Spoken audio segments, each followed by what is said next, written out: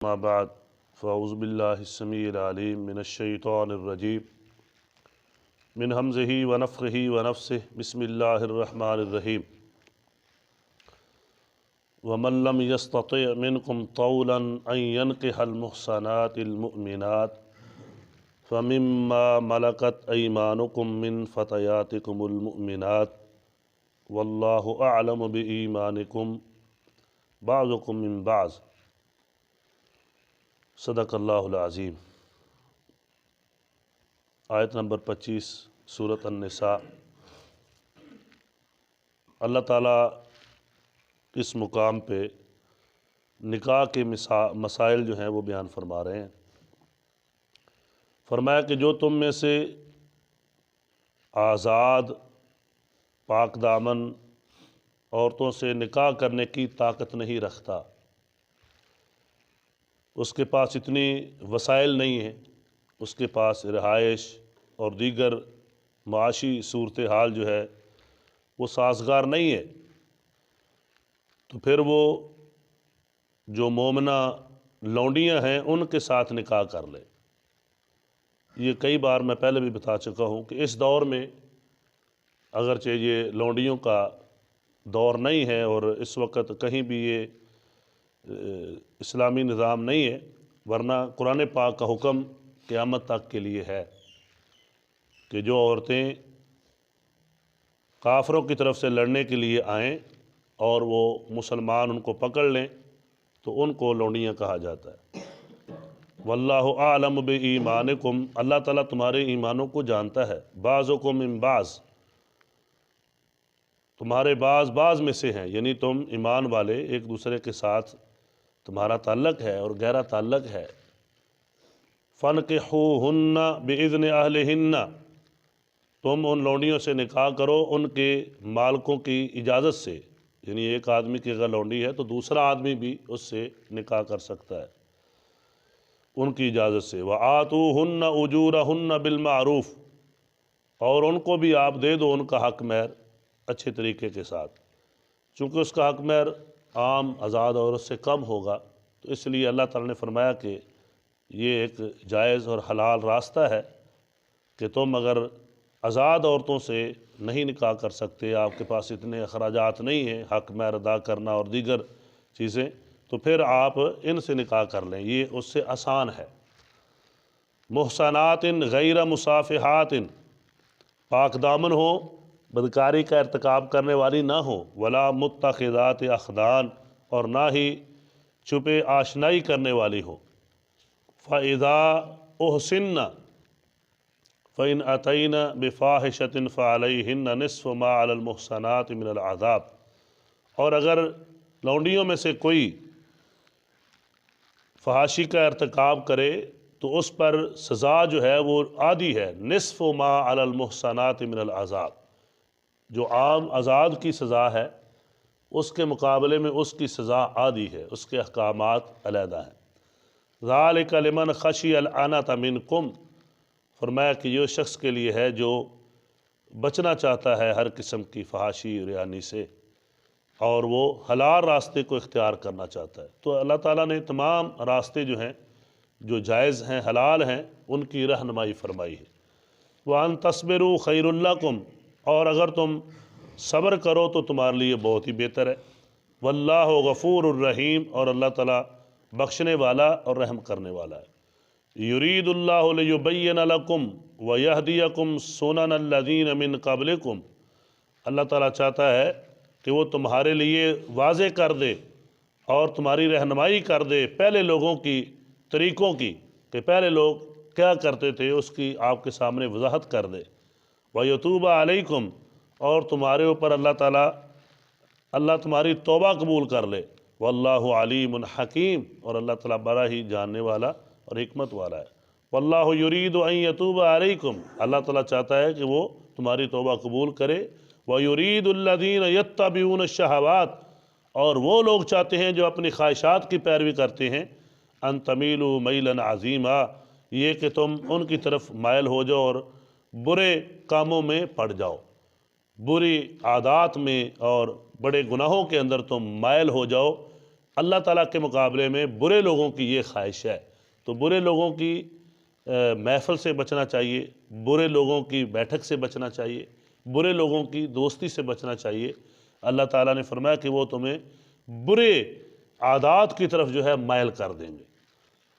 یرید اللہ ان یخفف عنکم، اللہ تعالیٰ تمہارے اوپر تخفیف چاہتا ہے، آسانیاں چاہتا ہے۔ وخلق الانسان ضعیفا، اور انسان تو بڑا ہی کمزور پیدا کیا گیا ہے۔ یا ایھا الذین آمنوا لا تأکلوا اموالکم بینکم بالباطل، اے ایمان والو آپس میں ایک دوسرے کا مال باطل طریقے سے مت کھاؤ، یعنی نجائز طریقے سے، فراڈ کے طریقے سے، حرام طریقے سے کسی کا مال نہیں کھانا۔ الا ان تکون تجارتا عن تراض منکم، ہاں جو تجارت ہے دونوں کی رضامندی سے، اس کے ذریعے آپ مال کمائیں اور اس کو کھائیں۔ تجارت کا اللہ تعالیٰ نے طریقہ تمہیں بتایا ہے، تجارت کریں، لین دین کریں، جو حلال اللہ تعالیٰ نے تمہارے لیے طریقے رکھے ہیں ان کو اختیار کریں، اور حرام سے بچیں، فراڈ سے بچیں، غلط طریقوں سے بچیں، مشکوک طریقوں سے بھی بچیں۔